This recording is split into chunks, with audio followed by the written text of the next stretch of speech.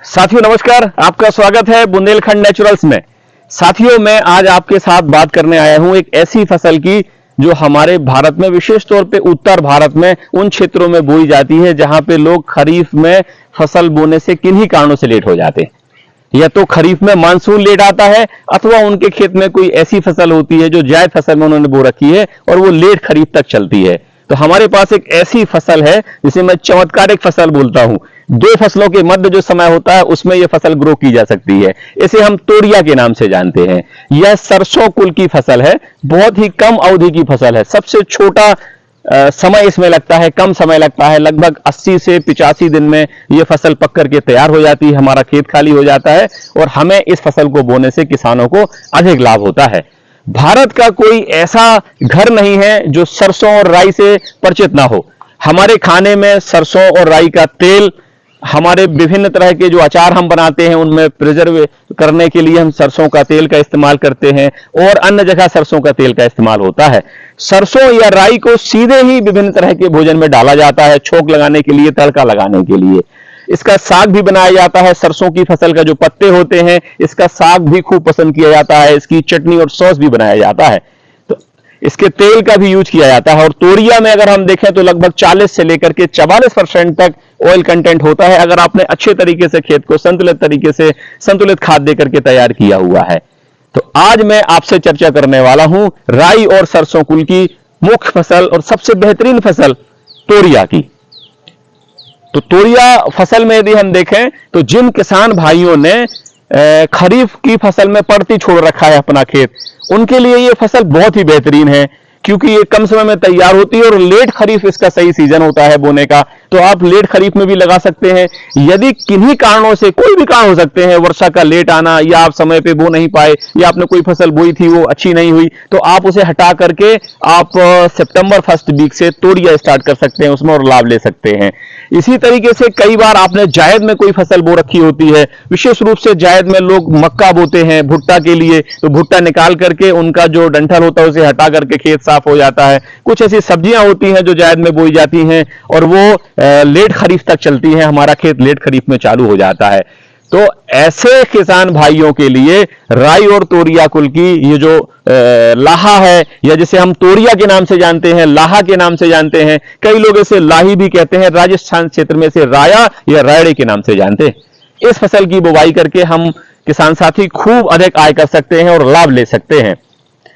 तो तोरिया की फसल में विशेष बात यह होती है कि ये आपका 80 से 85 दिन में तैयार हो जाती है और इसे जुलाई में बोया जाता है और लगभग नवंबर के अंत तक ये खाली हो जाती है। तो आप इसके बाद इसमें गेहूं फसल चक्र ले सकते हैं या कोई सब्जी ले सकते हैं, अर्थात आपका खेत खाली नहीं रहेगा। रबी सीजन में भी आप कुछ ना कुछ लेकर के आय कर सकते हैं, तो डबल आय से हो जाती है। इसे मुख्य खेत में एकल फसल के रूप में भी बोया जा सकता है और इसे अगेती मटर के साथ में भी 5:1 यानी कि 5 लाइनें मटर की और 1 लाइन तोरिया की डाल करके भी हम उपज ले सकते हैं। तो आइए हम बात करते हैं तोरिया फसल की, जो किसानों को अधिक लाभ दिलाने वाली है, जो काला या पीला सोना कहलाती है। तो इसके लिए हम देखेंगे खेती के लिए इसके लिए जलवायु की आवश्यकता कैसी होती है। तो इसके लिए शुष्क और ठंडी जलवायु की आवश्यकता होती है। मुख्यतः रबी की फसल है, लेकिन तोरिया अर्ली बोई जाती है। यदि भूमि की बात करें तो किसी भी प्रकार की भूमि में यह फसल बहुत अच्छा प्रदर्शन करती है, चाहे वो भूमि हल्की रेतीली हो, मटियार भारी भूमि हो। लेकिन देखा जाए तो विशेष रूप से दोमट भूमि जिसका जल निकास अच्छा हो, इसकी फसल के लिए बहुत ही अच्छी होती है। और बुंदेलखंड में अभी हाल में कल से बारिश हो रही है लगातार यहां, और बहुत अच्छा पानी गिर रहा है, मौसम सुहावना हो गया है। तो जो खेत खाली पड़े हुए हैं उन खेतों के लिए, ऐसे खेत जो बरानी है, जो असिंचित खेत हैं, वहां भी पानी मिल चुका है, तो वो साथी भी इस नमी का लाभ उठा करके अपने खेतों में तोरिया बो के लाभ ले सकते हैं। यदि हम बात करें कि इसमें उचित समय क्या है इस फसल को लगाने का, तो तोरिया के लिए सबसे जो उपयुक्त समय है वो सितंबर का पहला सप्ताह या पहला पखवाड़ा होता है। आप इसे सितंबर पहले सप्ताह से लगाना स्टार्ट कर दें।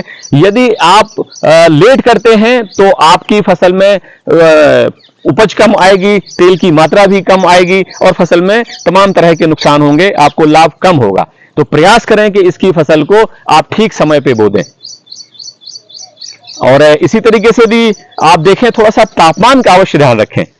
क्योंकि इस फसल में तापमान अधिक होगा तो अंकुरण प्रभावित होगा या नए जन्मे जो अंकुरित पौधे हैं उनके मरने की संभावना होगी। तो प्रयास करें कि 30 से 35 डिग्री के सेल्सियस के आसपास टेम्परेचर होगा तो बहुत अच्छा होगा। यदि आपके क्षेत्रों में टेम्परेचर अधिक है अभी भी तो आप इस फसल को थोड़ा सा लेट कर लीजिए जिससे आपका अंकुरण प्रभावित ना हो।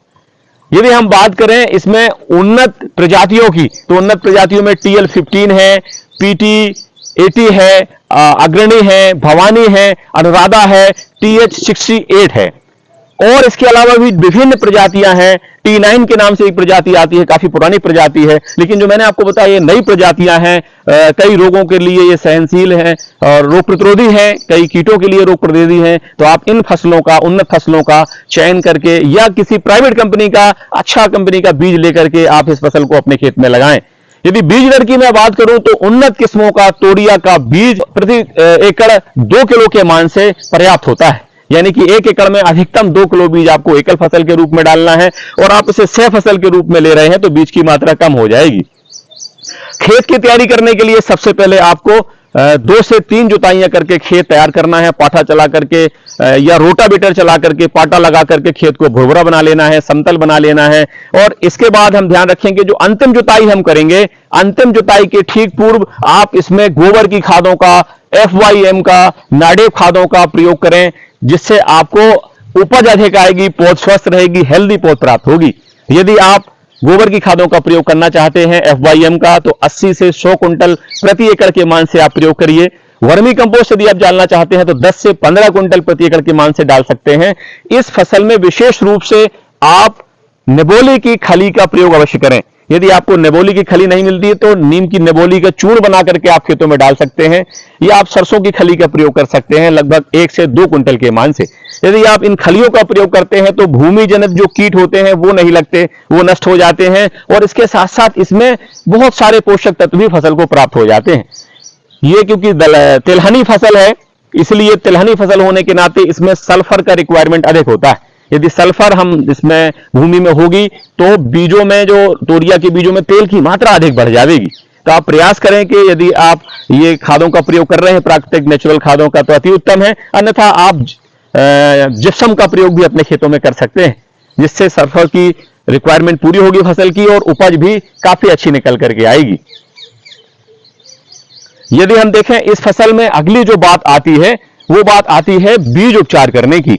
आपने मुख्य खेत में डालने से पहले अपने बीज को उपचार अवश्य करना है और आप ट्राइकोडर्मा विरिडी से लगभग 10 ग्राम प्रति किलो मान से बीज को उपचार कर दीजिए। और इसके बाद जब आप बुवाई करेंगे तो विशेष ध्यान रखेंगे कि बुवाई करते समय आपको पौधे से पौधे की दूरी लगभग 10 से 15 सेंटीमीटर रखनी है और 2 कतारों की बीच की दूरी 30 से 45 सेंटीमीटर रखनी है। तोरिया की फसल को 2 विधियों से बोया जाता है। पहला तो छींट करके खेतों में हम तोरिया की फसल को बो देते हैं, दूसरा हम कतारों के माध्यम से, सीड्रिल के माध्यम से बोते हैं। प्रयास करिए कि आप कतारों के माध्यम से बोइए और इसको बोने के लिए 2 से 5 सेंटीमीटर के मध्य गहरा बोइए। ज्यादा गहरा बोने पे इसका अंकुरण प्रभावित होता है, अंकुरण नहीं आएगा, जर्मिनेशन नहीं होगा, जिससे हमारे किसान साथियों को लाभ की बजाय हानि होने लगेगी। तो आपको प्रयास ये करना है कि आप सीड्रिल से बोइए, छींट के मत बोइए। प्रयास ये करिए कि आप अपने खेतों में यदि वर्षा की नमी का उपयोग कर पा रहे हैं तो बहुत अच्छा है। जैसे अभी वर्षा हो गई है तो आप खेतों में नमी का प्रयोग करके इसको बो सकते हैं। अन्यथा जिन खेतों में वर्षा नहीं हुई है वहां पलेवा दे करके खेत तैयार करके, पर्याप्त नमी होनी चाहिए जिससे अंकुरण अच्छा आए। और इसमें सिंचाई अगर हम देखें, वर्षा हो जाती है तो बहुत सुंदर है। अगर वर्षा नहीं होती तब आप, यदि इसकी 2 क्रांतिक अवस्थाएं होती हैं, उन 2 क्रांतिक अवस्थाओं में यदि आप इसकी सिंचाई कर देते हैं तो उपज अधिक प्राप्त होती है, दाने का साइज बढ़ जाता है, वजन बढ़ जाता है। इसमें सबसे जो पहली क्रांतिक अवस्था है वो लगभग आपकी क्रांतिक अवस्था आती है फूल आने के पहले, जिसे लगभग 35 से 40 दिन में यह अवस्था आ जाती है। अगली जो अवस्था है वो फलियां बनना शुरू होने की अवस्था है जो लगभग 60 से 70 दिन में आती है। आप प्रयास करें कि इस समय में, इन दिवसों में एक हल्की सिंचाई अवश्य कर दें आप। यदि हम बात करें सरसों की फसल में निदाई, गुड़ाई और पौध बिरलीकरण का भी बहुत बड़ा महत्व है। तो आप इसके लिए 15 से 20 दिन के बाद देखें कि यदि आपके पौधे बहुत ज्यादा घने जमे हैं, क्योंकि इसका बीज बहुत छोटा होता है, तो ये सीड्रिल से भी बोएंगे, छींटा बोएंगे तो कहीं घना बहुत ज्यादा हो जाता है। तो प्रयास ये करें कि आप 15 से 20 दिन में जहां बहुत घने पौधे लगे हैं उन घने पौधों को निकाल दीजिए और प्रयास करिए कि पौधे से पौधे की दूरी लगभग 10 सेंटीमीटर से 15 सेंटीमीटर हो जाए। और कतारों के बीच की दूरी लगभग 30 से 45 सेंटीमीटर हो जाए। कोशिश ये करना है, यदि आप बरानी क्षेत्रों में बो रहे हैं तो 1 वर्ग मीटर में लगभग 15 से 20 पौधे होने चाहिए और सिंचित क्षेत्रों में लगभग 1 वर्ग मीटर में 30 से 35 पौधे रखने चाहिए। यदि आप ये पौधे का अनुपात बना के चलते हैं तो आपको इच्छित और वांछित उत्पादन मिलता है।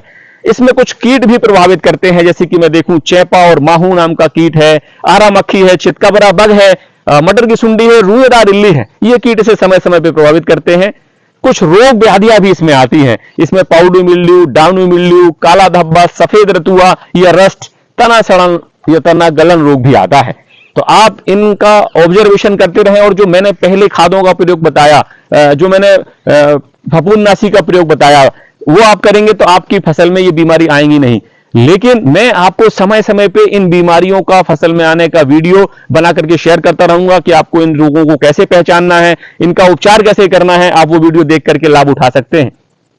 ये सारी कर्षण क्रियाएं यदि आप समय पे करते हैं, ये पूरा पैकेज आप प्रैक्टिस अपनाते हैं तो आपकी फसल लगभग 80 से 85 दिन में पक करके तैयार हो जाती है। जब आपकी 75% फलियां पक जाएं, पीली हो जाएं, आप इसकी कटाई कर लीजिए, इसकी हार्वेस्टिंग कर लीजिए और एक एवरेज अगर हम बात करें तो लगभग प्रति एकड़ से बहुत अच्छी प्रैक्टिस करने से 6 से 8 कुंटल तक प्रति एकड़ उपज हमें सरसों की मिल जाती है और इसका बाजार मूल्य भी काफी अच्छा बना रहता है। अभी हमने देखा कि पिछले वर्षों में 6000 से लेकर 8000 तक मूल्य इसका मिला है प्रति कुंटल, तो आप इससे अधिक लाभ भी कमा सकते हैं। आप सभी साथियों से निवेदन है कि यदि आपके खेत खाली पड़े हैं या आपने खरीफ में कुछ बोया नहीं है तो आप अभी ही अपने खेतों को तैयार करिए और तैयार करके लाभ लीजिए तोरिया फसल का। इसके पश्चात आप गेहूं की फसल या अन्य फसलों का लाभ ले सकते हैं। सभी किसान साथियों से निवेदन है, अपने खेत में केमिकल मुक्त जहर फ्री खेती करिए, स्वयं और अपने परिवार को केमिकल मुक्त जहर फ्री भोजन खिलाइए, जिससे आप स्वस्थ रहेंगे, आपका परिवार स्वस्थ रहेगा, देश स्वस्थ रहेगा, आप समृद्ध बनेंगे, देश समृद्ध होगा। धन्यवाद। जय हिंद, जय बुंदेलखंड।